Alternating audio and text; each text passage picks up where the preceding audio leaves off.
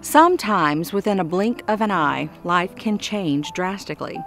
A once happy family, prosperous in business, can become destitute and heartbroken with loss. This story, one of a little girl who lived in Savannah, Georgia in the 1800s, follows that scenario. Come with me back in time as we learn her story.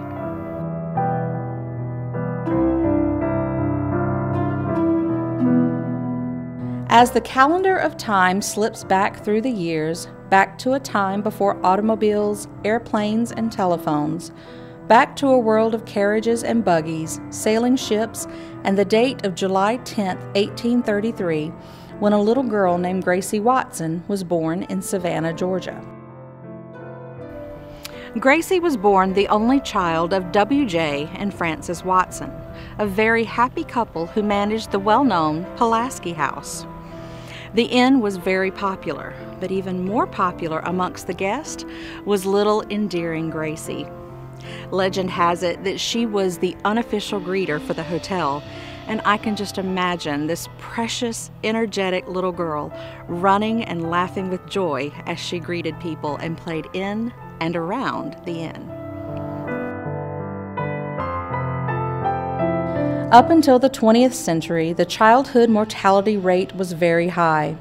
There were no vaccines or antibiotics, and sadly, in the early spring of 1889, Gracie became sick. What probably started as a bad cold got continually worse. Eventually, it became full-blown pneumonia. The doctor was called, and I am sure he tried everything in his power, but there was nothing to do but pray she would survive. Sadly, just 2 days before Easter in 1889, Gracie passed. Now, having a daughter of my own, and an only child at that, I can only imagine the trauma and sorrow this caused her parents. They must have been devastated. To help immortalize the tragic loss, her father hired a well-known sculptor to create a life-sized, visually accurate grave marker of Gracie in Bonaventure Cemetery.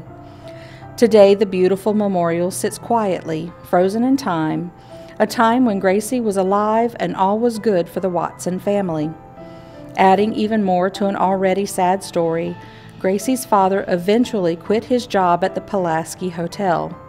It could have been from the constant reminders of his little girl playing in the hotel, or maybe he just needed a change. But whatever the case, he and Frances left Savannah for their original home in New England and never returned. Now, Gracie is all alone here, but it has been said that on some quiet evenings around Johnson Square in downtown Savannah, the spirit of a little girl can be seen walking around and playing. In her mind, the hotel and her parents are still here. In her mind, she is still waiting, caught between time, for those who will never come. We'll see you next time on Stories, Secrets, and Sagas.